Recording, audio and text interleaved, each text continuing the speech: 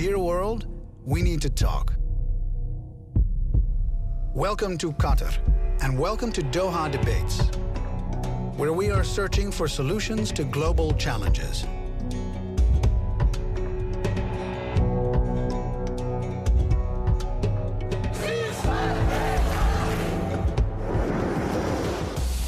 We have to rethink the wild beast that is capitalism. All you can talk about is money and fairy tales of eternal economic growth. The point is not about growth. The fact is that how we redistribute that growth. There are still too many people who are left out of that recovery and acceleration of growth. It's about power that's concentrated in the hands of the wealthy and well-connected. Power that is used to benefit the rich and kick dirt in the face of everyone else. It's been almost 250 years since The Wealth of Nations was published. Free markets and capitalism would lift the poor and increase prosperity for all. But today, is economic growth advancing opportunities for everyone, or is it creating more social and economic injustice and destroying our planet? Was Karl Marx right when he predicted that the capitalist system will eventually collapse and destroy itself? That is our debate here in Doha. Please welcome your Doha Debates moderator, Ghida Fakhri.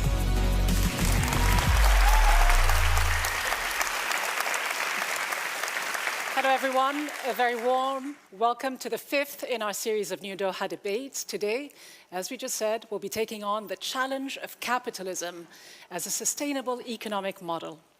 Can humanity prosper without growth, or must we pursue growth and suffer the consequences, the side effects, in the interest of improving the lives of millions, even billions of people around the world? Some say a free market economy means the poor become less poor. Others believe that growth is actually widening inequalities and destroying our environment. A third camp argues that transformation of that system is possible. More regulations, greater inclusivity, and a less hypocritical version of capitalism is in order. Well, today we'll be hearing from three experts, each with a very different idea for a solution and a distinct approach to a subject that is hotly contested in protests and civil unrest across the world. Then we'll be heading into our majlis, where we'll try to build some consensus, if we can, across our differences. We are live from Northwestern University here in Doha, Qatar, and we're also live streaming on Facebook, Now This, YouTube, and Twitter. We, of course, want you to join the conversation as well. So let's go straight to our correspondent, Nelufar. Tell us everything we need to know. Thank you, Ghida. Yes, as ever, I welcome you, those of you who are watching online. We have a lot of debate to get through. Our speakers are ready, Ghida is ready, and our student audience is ready. But I'm always keen to hear from you, wherever you are in the world. If you're watching this, get in touch. If you feel passionately about what is being said on stage and you have your comments or questions, just use that hashtag #DearWorld, or make sure you tag us in your posts.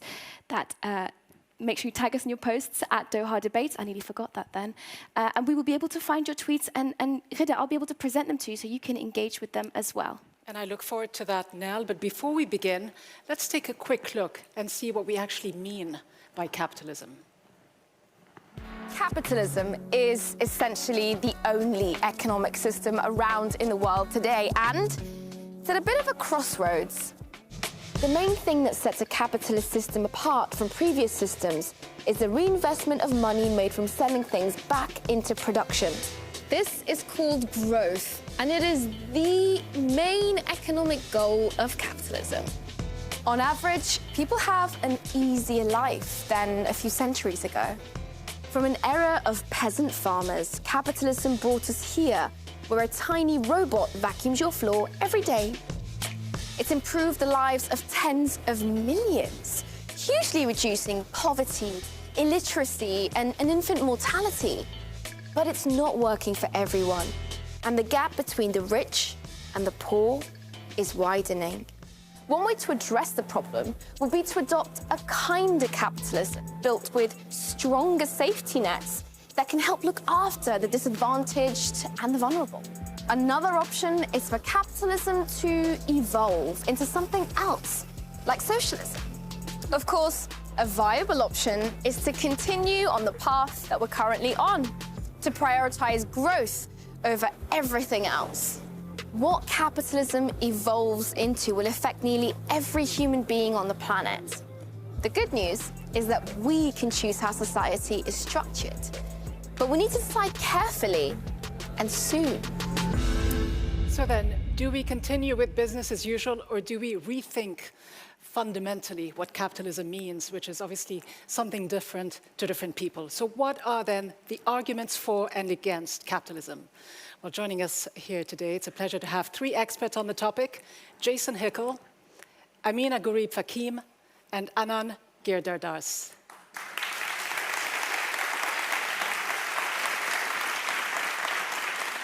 And as always, we also have with us, joining us in the audience, Dr. Govinda Clayton, our connector.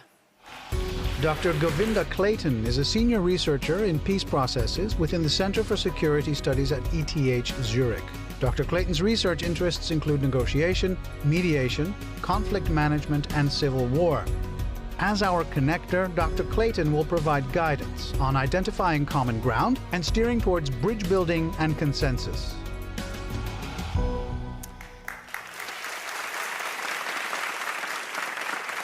So then, that is everyone. Time now to hear from our first speaker.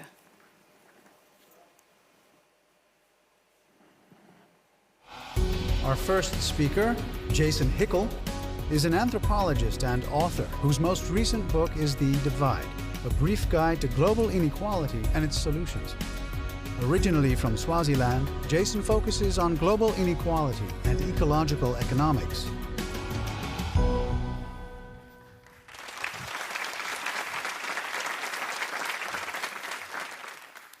Growth is killing us. It is the single greatest driver of climate breakdown and ecological collapse. We urgently need to shift to a post-growth, post-capitalist economy. Right now, we're trapped in an economic system that is structurally dependent on growth at an exponential rate, year after year, with no identifiable endpoints. Capitalism requires ever-increasing levels of extraction and production and consumption just to stay afloat, chewing through our living planet in the process. And virtually all of this crisis is being driven by rich countries. The science is clear. If we want to avoid catastrophic climate breakdown and reverse ecological degradation, rich countries need to lead with radical emissions reductions, getting to zero by 2030, while dramatically scaling down resource use. And to achieve this, we need to abandon our mindless march towards growth. Now, my colleagues here might say we needn't worry. All we need to do is make growth green, switch to renewable energy, and we can keep growing forever. But scientists firmly reject this idea. Yes, we need a Green New Deal with massive public investments in a clean energy transition. But we cannot transition quickly enough to stay within the carbon budget if we keep growing the economy at existing rates. More growth means more energy demands, and more energy demands makes it impossible to decarbonize in the short time we have left. The only way to make it work is by actively reducing our energy use and scaling down industrial production. This will make it easier to accomplish a rapid transition to renewables, halting climate breakdown while allowing our planet's ecosystems to regenerate. So what does this look like? Well, we could legislate for longer product lifespans and rights to repair. If our goods last twice as long, we will use half as many without any loss to our quality of life. We can free our public spaces from advertising, liberating all of us from the pressure to consume stuff we don't need or even really want. We can choose to scale down the production of destructive products like McMansions, SUVs, arms, and beef. Reducing unnecessary production means freeing people from the drudgery of needless labor. And by shortening the working week and rolling out a job guarantee with living wages, we can ensure that everyone has access to meaningful work and dignified lives. Some say we need economic growth to achieve social progress. But that is a lie. The vast majority of income from growth gets captured at the very top, while most people see very little benefits. Once we wake up to this madness, the solution becomes clear. We already live in an abundant economy. We don't need more growth. We can achieve progress right now without any growth at all, simply by sharing what we already have more fairly. Justice is the antidote to growth. So we can maintain our mindless devotion to the dusty dogmas of the status quo, sacrificing our future and our planet on the altar of capital. Or we can throw off the shackles of this irrational system and build a better, more just, more ecological economy for the 21st century. We have a choice before us: growth or life. Thank you.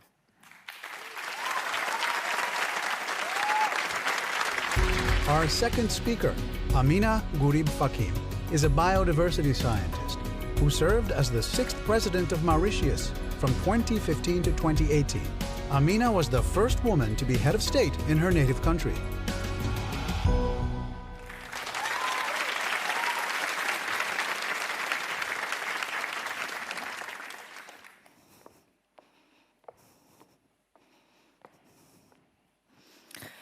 Capitalism is the world's preeminent system of economic organization, yet, in the court of public opinion, capitalism is on the ropes. You've heard my fellow guests talk about the flip side of capitalism, with its effect on whole economies and people. Let me try and paint a different picture. Growth matters, so does its quality. Without growth, there can be no sustainable development. As the former president of a country, I have seen the positive transformation linked to economic growth. My island nation country has been transformed since independence 51 years ago. It is now an upper middle income country, and we have done this by prioritizing economic pillars with people-centered investments. Economic growth fuels the economy and improves livelihoods. Is it perfect? Hardly. Are there still problems? Unequivocally, yes. We have to confront issues like chronic poverty, diseases, and now struggle against the vagaries and hardship caused by a changing climate. We know that economic growth, shared prosperity, and more open economy help us tackle them. So, in direct opposition to protectionism and isolationism that is coming out of the United States, Africa has gone the other way and has created the world's largest free trade area since the establishment of the World Trade Organization in 1995. It came into operation in May 2019. I can safely say that Africa is on the move. When I say on the move, I mean with economic growth, the contested subject of tonight's debate. In recent years, Africa's average annual GDP growth has consistently outpaced the global average and is expected to remain at least 6% until 2023. 6 of the world's 10 fastest growing economies are in Africa. By 2035, Africa, the youngest continent, will be the source of a global labor force with implied potential for growth and savings, thus impacting poverty reduction. By 2050, the richest 10% of Africans, that is 250 million people, will drive a nearly 5-fold expansion in the demand for consumer goods and services. This is why broad-based, inclusive economic growth is vital. Fortunately, Africa's governments are developing the required infrastructure and institutions, even as political leaders are implementing reforms aimed at improving the business climate. And reforms are happening, with 5 of the 10 most improved countries in Africa, and most of all recorded reforms occurred in sub-Saharan Africa. And I would argue further that growth also ensures innovative reforms. There is no doubt that we prosper with growth. Inclusive growth has and will remain key to leaving no one behind and build a prosperous future for the benefit of all. Thank you.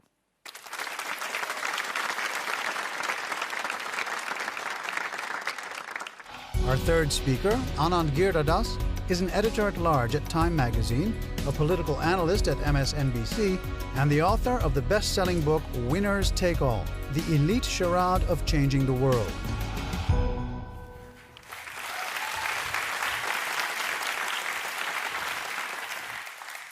If you ask me what I think about capitalism, I would say maybe it's something we should try. Because free market capitalism, we're talking about tonight, is not what we actually have in its supposed epicenter, America, where I live, and about which I write in Winners Take All. A model America is exporting to the world. What we have come to know as capitalism isn't really capitalism.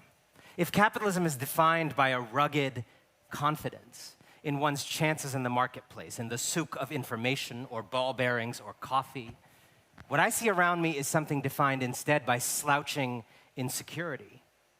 The most lionized capitalists of our time are a group of mostly men, profoundly insecure men, terrified by the prospect of competing in a genuinely free and fair market. The bankers who plunged the world economy into the abyss weren't confident about their chances in the market, which is why they rigged regulations and tax codes to give them undue advantages and immunities. The oil companies that have given our planet a terminal diagnosis aren't confident about their chances in the market without rigging policy and using bribery and violence and spreading fraudulent pseudoscience. Many of them would be extinct. The monopolists and would-be monopolists of Silicon Valley aren't confident of their chances in the market. Otherwise, they wouldn't donate to politicians and spread a phony image of themselves as saviors to avoid regulation and being broken up. A capitalist self-image of swagger masks a capitalist reality of self-doubt. Self-doubt that then motivates our so-called capitalists to commandeer power to protect their mediocrity. What I see all around me is not capitalism in any meaningful sense of the word, but capture. Capture looks like 26 billionaires now owning as much wealth as the bottom half of humanity, 3.8 billion people. Capture looks like the global top 1% monopolizing 82% of new income in a recent year. Capitalism looks like the few hoarding progress itself. And how does this capture persist? By dressing itself nowadays in the costume of enlightenment. Woke capitalism is everywhere around us. Billionaire philanthropy, impact investing, give one, get one products, social enterprises, basically everything Bono is involved with. But woke capitalism is all too often a smokescreen for a manic hypercapitalism that is destroying opportunity and jeopardizing the earth.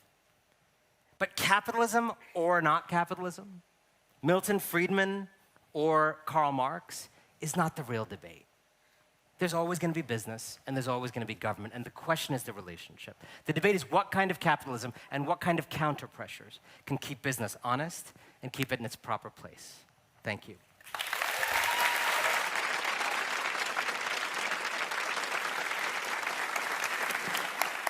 All right, so we now had the opportunity to hear from all three speakers with me here on stage, very different perspectives. Perhaps I could quickly summarize the essence of what each position represents. In the case of Jason, very clearly, he says that growth is killing us. We need to stop growth. He believes the answer lies in a radical departure from capitalism, which he believes has failed to deliver on the promises.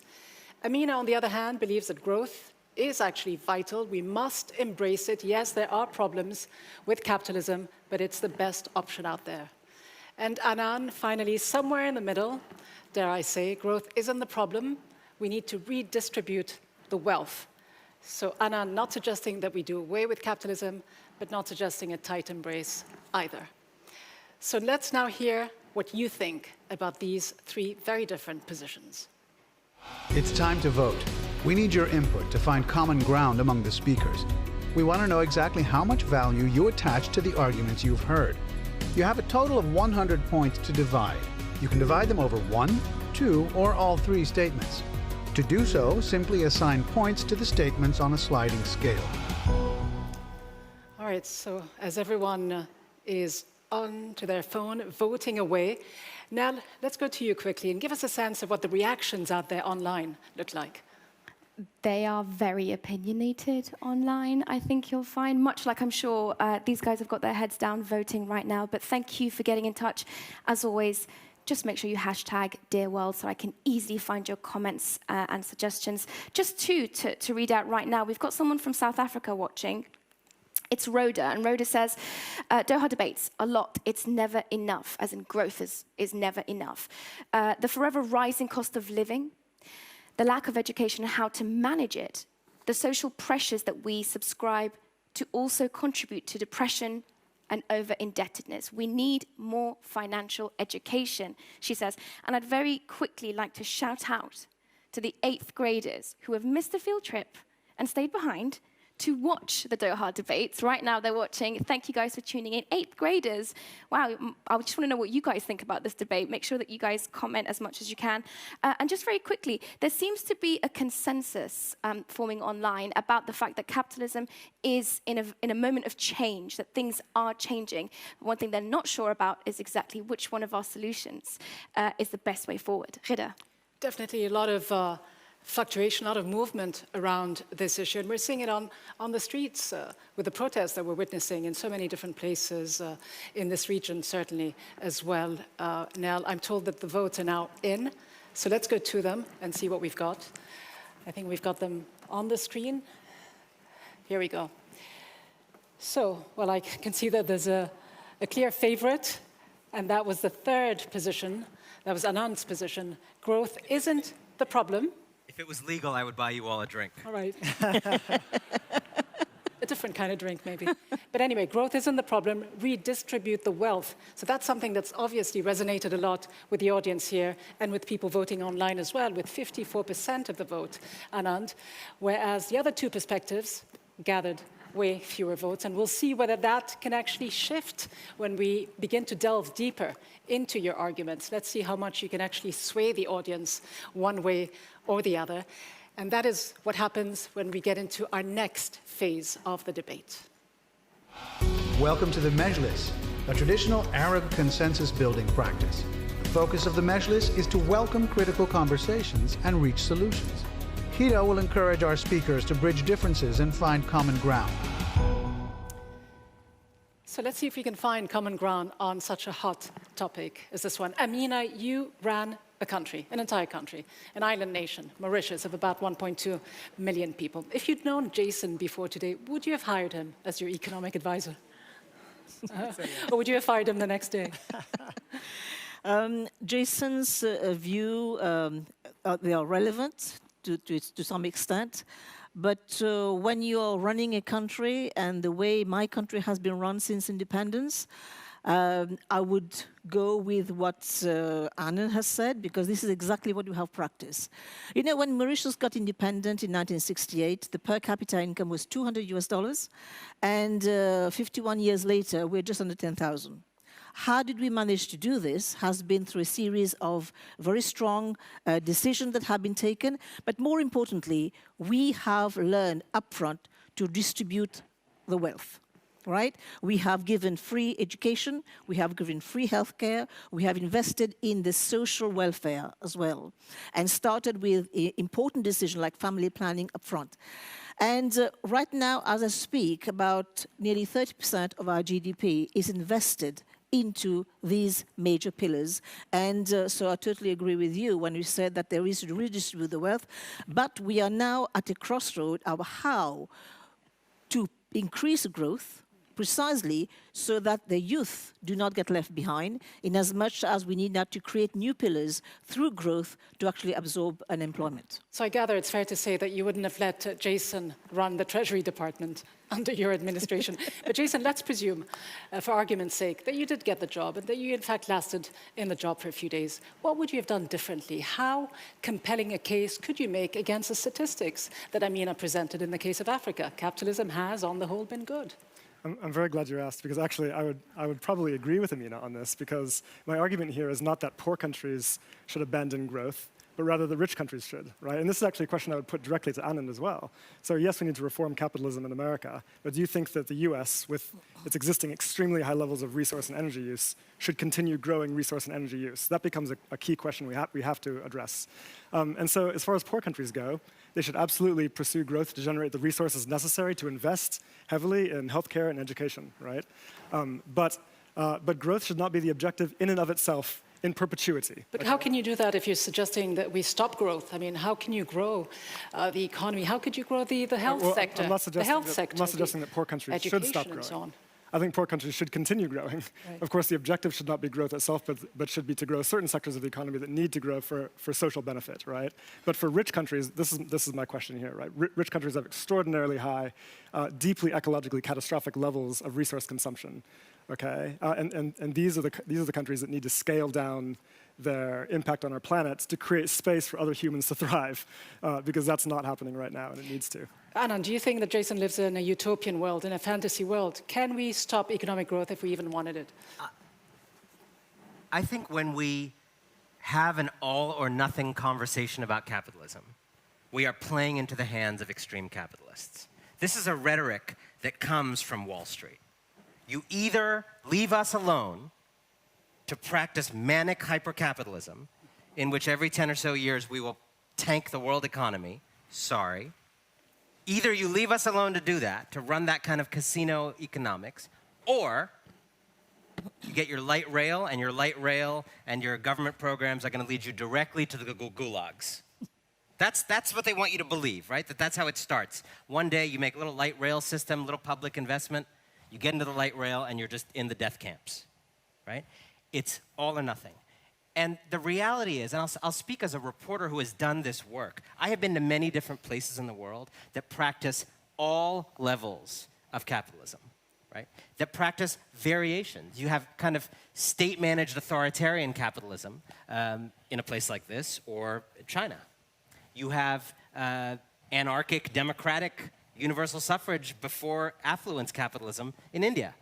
You get a different set of outcomes. You have in Europe, Northern and Southern Europe, very different models. And everybody gets different outcomes. So instead of this, we've gotten to a weird place in the world where we have a greater understanding of gender fluidity today than of capitalism fluidity. There is a whole set of choices we could make about the kind of capitalism we should have. And that's the conversation we should be having.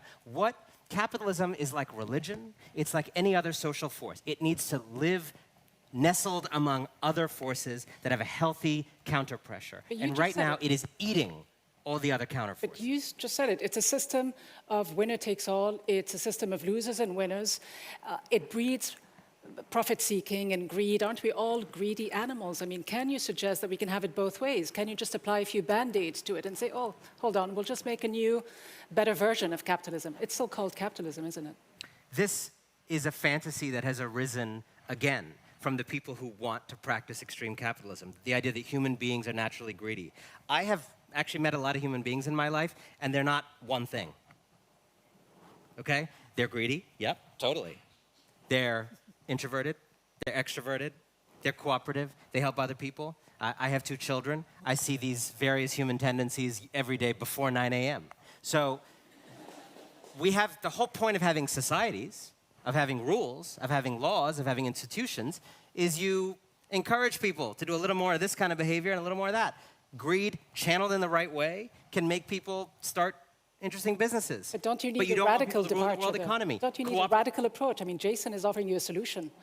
Why not take it? I have lived in countries where there was too little growth. I don't know where he's going to set the Jason line.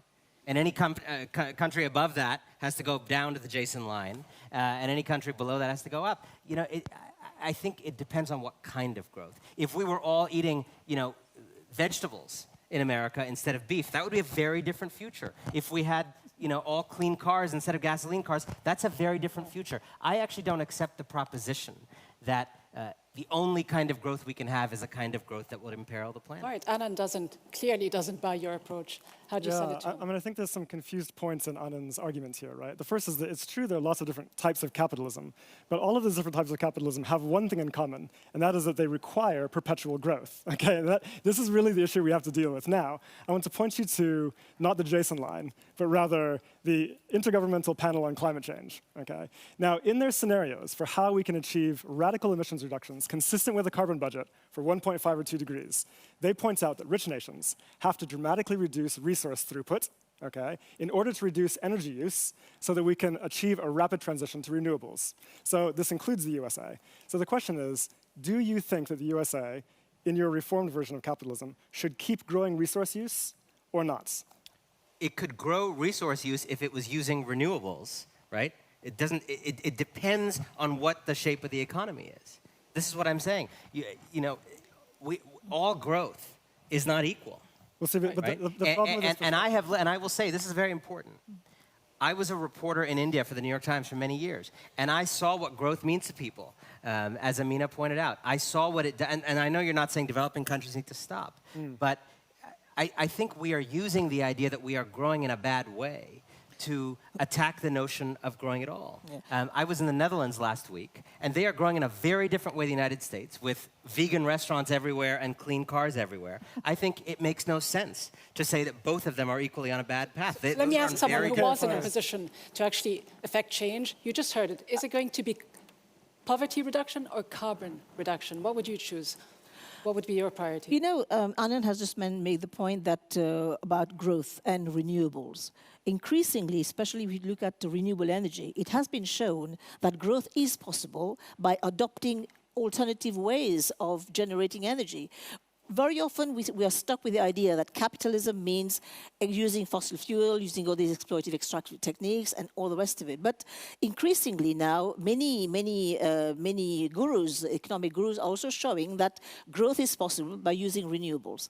Now, you have made a very good point about growth impacting people's life. And I think I've just given a case example of Mauritius having used growth. Now, how do we ensure that growth is possible?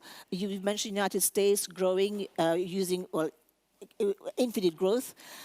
Very often within the economic system, at least we've experienced it in Mauritius, when growth is happening in the north, it tends to pull people up from the south. Now, having something very important in terms of human greed, I mean, this is again, I think, which is the bottom line of the problems arising with capitalism. And this is, again, when we came to 2008, the crisis of 2008 has also shown that we need increasingly regulators, we need government to be there, because they should be the arbiter of all the issues that we take on board. But let's face it, that's not going to happen in today's practical world. Can you take on the big tech companies and the governments and the big interests who actually benefit from this system, as you call them, the Davos billionaires, the do-gooder entrepreneurs? Are they going to rein in a system that they have benefited from? We don't need them to rein it in. We need to rein them in. And here's how we do it. That's what I was going to say. The winners of this age of extreme capitalism won because they did two things. Phase one, phase two. Phase one was basically trickle-down economics, right? Phase one was attack government. Government is bad, denigrate it. Full-on cultural war against the idea of government that spread everywhere. People on the right believed it hard. People on the left believed it gently, like secondhand smoke. Then you say, taxes should be cut, regulations should be cut, lionize entrepreneurs, the only good people. That's phase one. Phase one works for a little bit of time. It fools people for a certain, maybe you get a good decade out of phase one, right? Then a few things happen. Social problems start to multiply because you don't have a cop on the beat, and rich people get a lot richer, and people start to get angry. So then you got to do phase two, otherwise you're going to get overthrown. Phase two is the people who are the winners from this situation arrive back on the stage and they say, you know what a shame, what a pity. All these social problems, government can't fix it. Well, here I am with my money. I'll work with Bono, we will work something out. And this is like putting arsonists in charge of the firefighting brigade. So there is a solution, but you call them hypocrites, called democracy, and we don't need their consent. Sure. We need to actually build people power to rein in plutocrats. But you've called these people hypocrites. Yes. Yet the system that is in place, that you advocate keeping, actually will make sure that people achieve those same profits that will maybe in the future make them the next plutocrats. Trickle-down quickly, effect. but I want to get to Jason as well. Yeah, trickle-down effect doesn't work. I mean, I don't think that it happens naturally. And this is why initially the founding fathers of the capitalist system, the Galbraith and all these people, they had put down the systems. And we have deregulated, we have removed all the barriers, the checks and balances.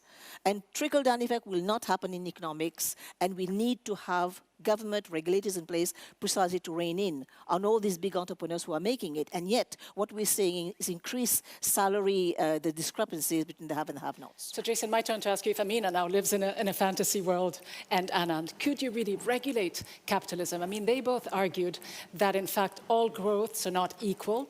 What's wrong with green growth? Okay, so yes, here's the thing is that it's actually impossible to disagree. I mean, nobody would disagree with what Anna is saying. I mean, I fully agree with it.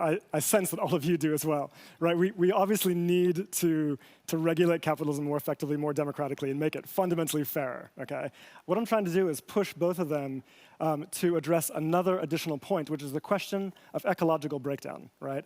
And now this is a crucial scientific question in the sense of we are presently in an era of extreme ecological overshoot. Okay, we're drawing more from the planet than we're replacing, and the planet is degrading rapidly as a result.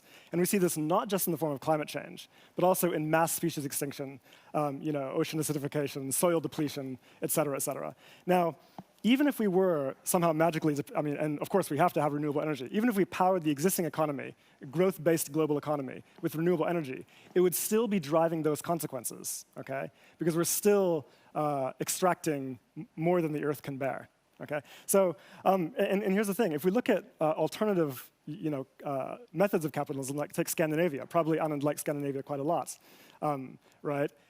They seem quite sustainable. But they consume, on a per capita basis, about 30 plus material tons of stuff per person per year, which is 4 times over the sustainable boundary. If everyone in the world consumed at the same level of material stuff that people in Scandinavia do, we would need 4 planets to make that feasible, okay? So the argument I want to make here is that we can flourish in an economy that requires less resource throughput and less energy. We know that's possible. We have robust economic models showing we can do it. There's a scientific consensus around it. Recently, there was an open letter signed by 350 scientists across Europe calling on the European Union to adopt post-growth principles. So this is not an academic question. It's really one that we have to be posing politically. All right. I think it's a perfect place now to actually head over to our connector, Govinda Clayton, to see whether there is any way of reaching consensus. I mean, can you see any hope for Amina and Jason of ever working together? Or are there differences way too fundamental? And where does the conversation leave Anand in all this? I mean, absolutely not. These guys are never going to get along. That's quite clear. No, I mean, being serious now, in conflict resolution practice, we talk about moving from positions to interests. So moving about what we think we want to the interests that underlie those. And what we saw in the presentations today and at points in the discussion is people really clinging on to their positions, in particular like whether growth in and of itself is good or bad. But actually, if we look at these underlying interests, and I think some of the points Jason just made and Anand previously made, there's lots of commonality between our different speakers. All of the speakers are talking about the need to address economic inequalities, both within and across countries. All of our speakers are talking about the environmental catastrophe that must be addressed in some way. So if we can kind of shift the debate from a discussion about is growth good or bad, and instead explore what are the different solutions that we could possibly have, I think we're going to find more consensus across the speakers. All right, let's put that to the test. Thank you very much, Govinda. So, Amina, to you, Jason clearly thinks it's a lie to suggest that we need economic growth to achieve social progress. That's pretty harsh, but doesn't he have a point, though? He said that the growth at the top is captured by the very few. Is it 1%, I believe, a little more depending on which region of the world you look at. Anand also mentioned the fact that the world's top 26 billionaires earn more than the bottom 3.8 billion people in the world. Mm-hmm. That's capitalism for you, isn't it? Well, as has been said, this is one form of capitalism. I am of the opinion that we still need growth, and for a country like mine with no resources, only the talent of our people, we have shown that we need growth to advance the economy. But as we are in this 21st century, with a growing population, with an aging population, with 25% of our youth who are unemployed or underemployed, how do you empower them? And how do you engage with them? And how do we actually build a future for them? And this is something that, we have been advocating, for example, the growth in 3 different sectors, the white economy, the blue economy, the green economy. But you'll need growth to fire up these three pillars. We have done very well on the service sector with the white economy, but how do we now engage with the blue economy, the green economy, without upsetting the balance of nature? Because we know that the blue economy, we're still talking about the ocean, and we know the challenges that we face with climate change, and the green economy, the renewables, where growth is still possible. But how do we engage these young people in these sectors of the economy and make this capitalistic system grow and work for all? It's possible, and we are showing the way. Many countries are doing it. You're talking but is about... it really? I mean, you look at the United States, and you live in the United States, we see a wave of young people galvanized around candidates these days in politics who are running on the platform that they want to reverse economic inequality. We've all heard about AOC's Green New Deal. We also know about Bernie Sanders, who is self-described as a democratic socialist. Yes, yes. I didn't realize Clearly, Bernie was going to win the Qatar primary. Well, clearly. He's got some an followers here. improbable outcome. No, but clearly, I mean, is it right to suggest that young people are okay with the capitalist system that they have? But I think, again, this is something that we have to really look at capitalist system and the growth. And what models have shown, in fact, economists, Nobel Prize winners have shown that when you have a distributive system whereby the 80% can still draw from, the system that the economy can share, it is a winner for all. And there are so many other models like this. I think what we also need to do in this conversation is step back and define growth in a way that is not a banker's idea of growth, okay? Right now, the way the rules are set up, the way the scorecard is set up in the game, the activities you get positive credit for, GDP credit, because that's the scorecard we're using, are like if you cut down a tree and sell it, that's good, you get points. But if you use wind energy, like you get the same number of points, if not less. If you extract oil from the planet, you get points. If you sell people medications for anxiety, you get points. But if you create an economy that makes people less anxious, you don't get points. And there's been really interesting initiatives out of France and elsewhere to rethink GDP so that we would actually have a growth scorecard that reflects the noble aspirations of having people have more calories when they need them and have less anxiety, and people would actually start to have a growth that reflects human flourishing and not resource extraction. I just don't think resource extraction is the only plausible definition of growth. Are we placing too much on GDP? I mean, Bhutan back in the 70s moved away and rejected the notion of measuring progress through GDP. It moved to something called the GNH. Yes. But is that a practical measure? That's the gross national happiness, where you take into account so many different aspects of people's lives. Yeah. In fact, there are a number of alternative measures we can use. There's a genuine progress indicator, which starts with GDP and then subtracts social and ecological negatives, right? And so we could do that. And of course, I emphasize that this is an important first step towards moving towards a post-growth economy. But we cannot be agnostic about what I'm saying is the important dimension of growth that we have to look at, which is resource use and energy use, right? Because that's what matters ecologically speaking. So yes, let's shift to an economy that focuses on what we actually want to achieve, definitely. But if resource use continues to grow in that economy in ecologically destructive ways, then that's a problem, and we have to face up to that. So, whatever we measure, I'm fine with that. But as long as we are bringing our resource use and energy use back down to within planetary boundaries, that is what a post-growth, post-capitalist economy looks like. So let me bring in the audience. If you could please get ready to ask your questions. We've got 2 microphones on either side of the auditorium. But before we get to you, but please do go ahead to the microphones and we can get started in a second. But just a very quick yes or no question to each of you. Do you all agree with Karl Marx's fundamental belief that capitalism inherently had negative side effects, evil side effects, and that it ultimately is going to collapse onto itself? Are we beginning to see the end of capitalism as we know it? Just a very quick yes or no. Anand? Yes, but I think we can save it from itself and make a humane version of it. We need a rethink of capitalism because the tools that have been used to make it, these are not the same tools that we use to solve the problems associated with it. Jason?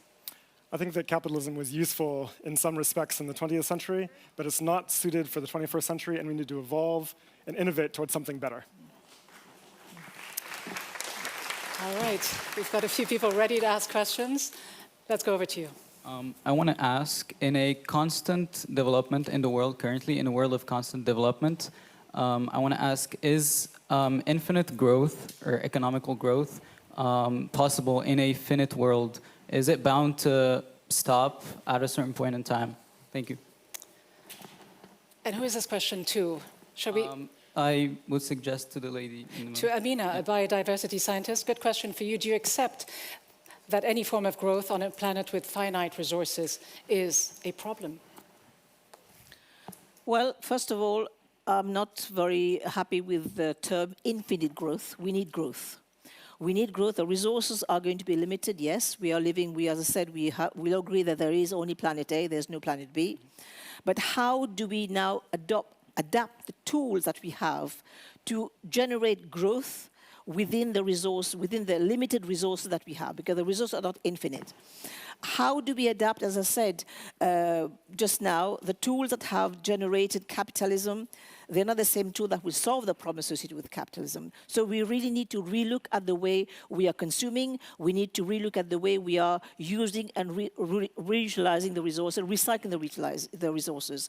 So these are some of the tools that we have to rethink, the concept we have to rethink to generate growth within a system where the resources are limited, it is not finite. And models, energy models, for example, the food consumption model, we have so many other models exist. The thinking is happening, it's on the go, but we really need to ensure that it is accessible and people buy into this idea. All right, on to another question, please. Thank you. I have two questions, two specific to two people for you, Anand. It's a question evaluating the role of foreign aid in a country's economic growth. And to you, Madam Excellency, you talked about Africa being what it is now and moving forwards towards a greater growth. But my question to you is very specific, that how can other African countries develop if countries with double taxation agreements like Mauritius act as tax havens for multinational corporations? Thank you. Thank you. All right, thanks for those questions. Let's start with Anand. First of all, I'm disappointed you didn't also call me Your Excellency, but I'll deal with that.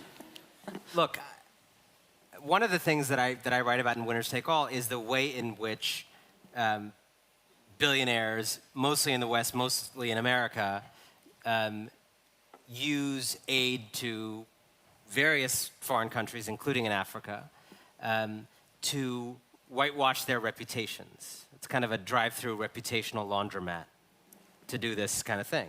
And the help to those countries is often real. Sometimes it's kind of fake and minimal, but sometimes it's real. I mean, those are real malaria nets being bought. Those are real medicines.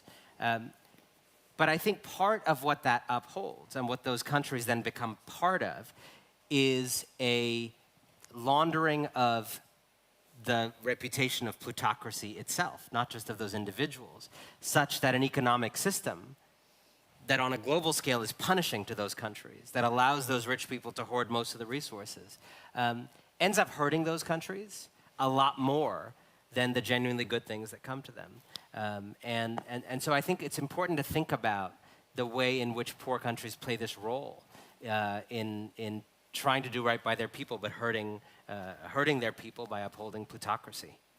Thanks, Anand. Amina, the questions of tax Thank you. havens. The taxation. I wouldn't say that we are a tax haven. I say we have a very pragmatic tax system.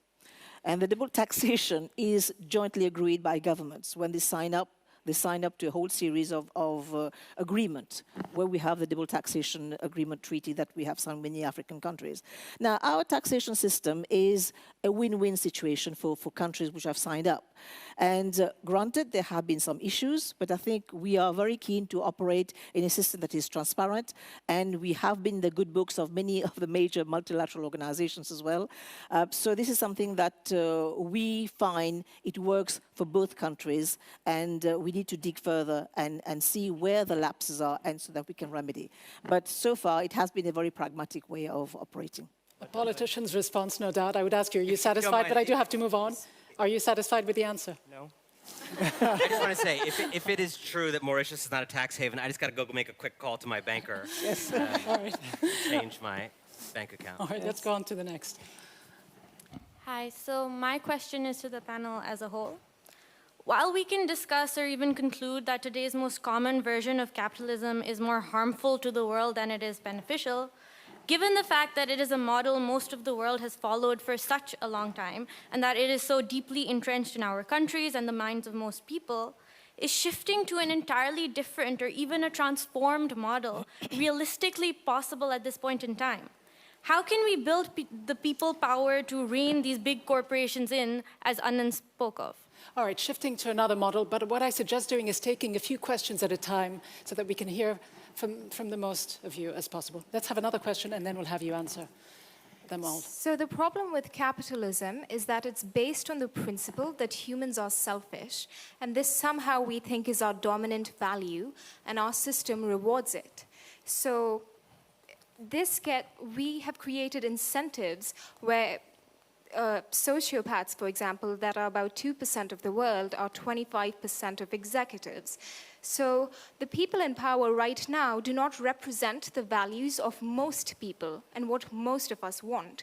So then how can we create a system that distinguishes between the types of growth, where we value positive contributions to society, and how could we implement that, given that the people in power do not want the system in place because they are benefiting from the current system right now? All right. Amina, you must take this question now. And what would you say to the activists in this room, this young girl, and others like her, the Greta Thunbergs of this world, who want something different, who still believe that you are not thinking outside the capitalist box? What do you say to them? The lady has mentioned something very, very interesting, the notion of self-interest. And I think if you look at Adam Smith's very famous quote, whether we owe our dinners to the brewers, to the bakers, and to the butchers, we don't owe him anything because he's operating out of self-interest. But this is again something that many models exist where the business, the industrialists themselves, they don't adhere to the fact that human beings are just naturally self-centered, right?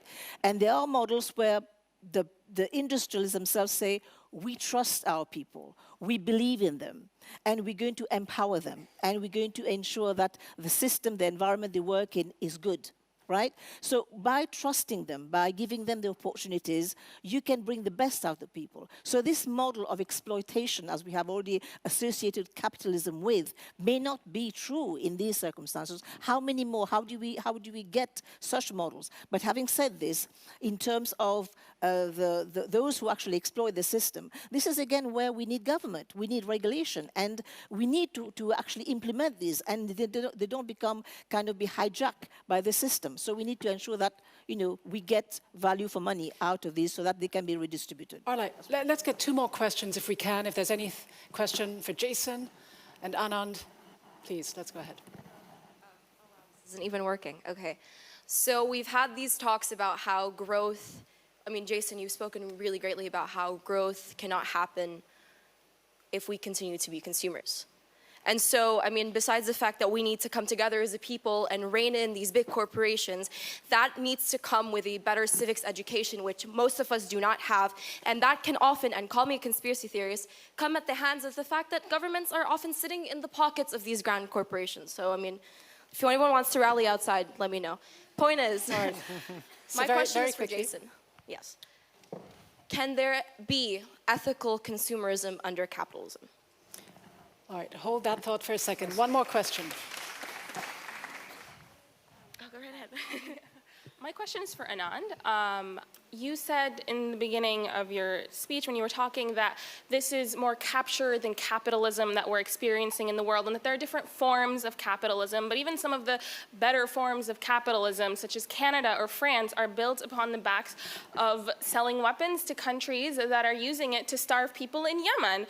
Or that, let's not forget the fact that capitalism was built upon the backs of the transatlantic slave trade. So is there any way of distinguishing capitalism from its history and its present? Because even if we're claiming a welfare state, we're still selling weapons to autocrats in other parts of the world to kill human beings. So is there a good capitalism ever? So the hypocrisy, as you say, I think it's very often, Anand, just in a minute if we can, as we have to go to another vote. It's such an important question, but I think we can't allow the abuse of a system to define a system, because we allow the abusers to be the powerful in that case. I went to the local souk here yesterday. That's capitalism, right?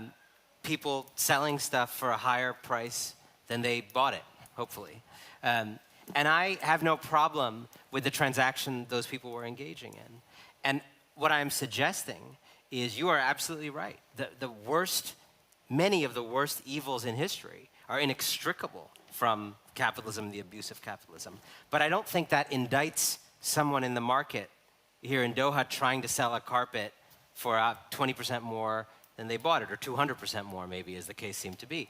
And so I want to separate the abuse from the possibility of saying, yes, it is fine that most people need to make a living and sell things at a higher price than they buy them, but that should not rule us. That should not be an ideology that dupes us. That should not justify exploitation. That should not justify poverty. I must interrupt you. Forgive me, just in the brief minute that we have before we go to the vote, Jason. Well, is it okay if I jump in on the carpet seller idea here? Because, in fact, I'm not sure that's the best example of what capitalism is, in fact, right? So what that is it's a way of exchanging goods and services that humans have been doing forever.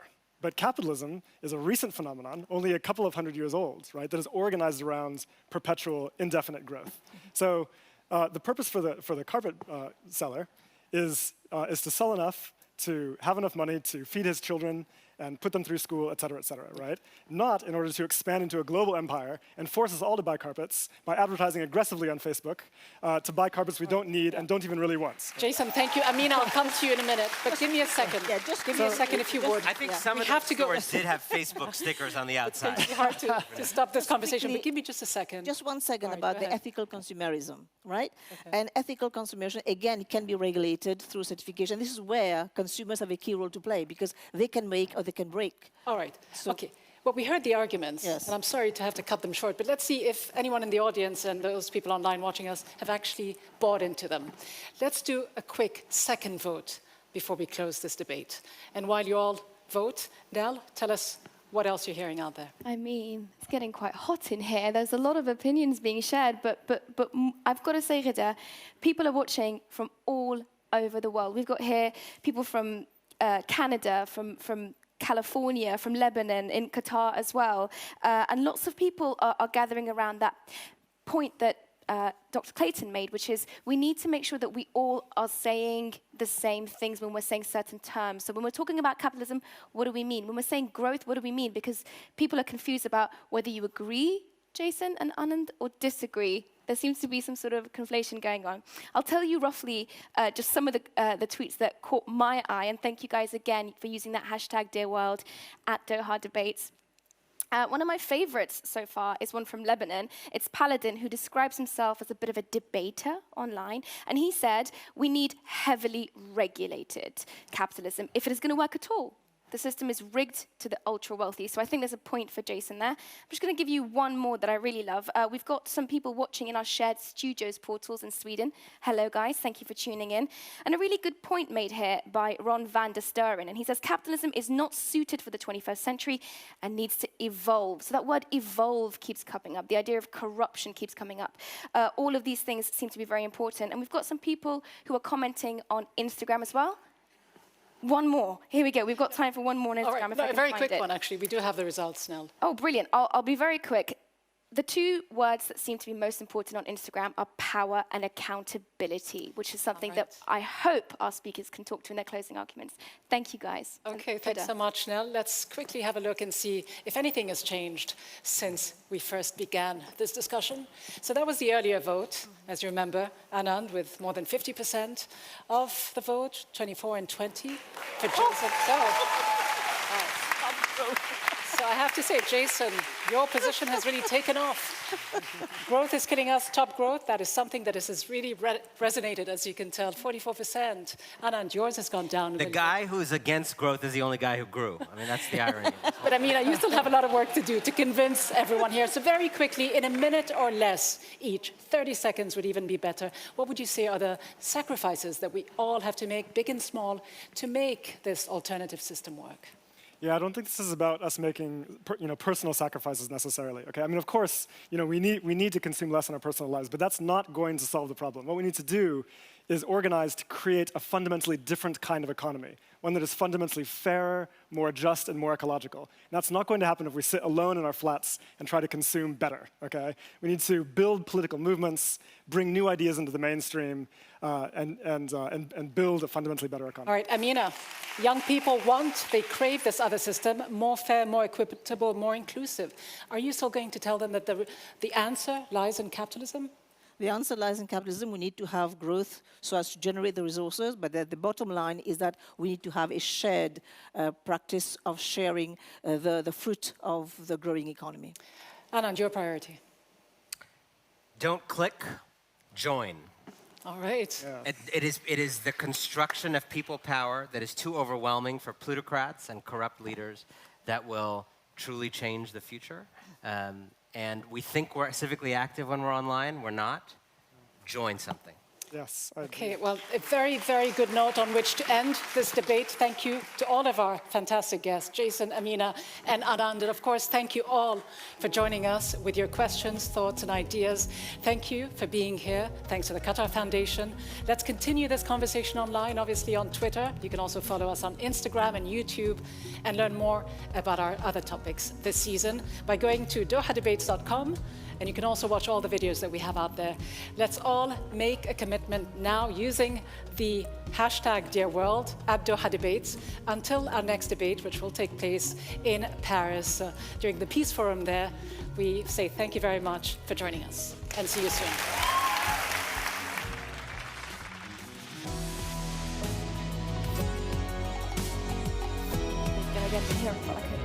That's something. Conflict resolutor.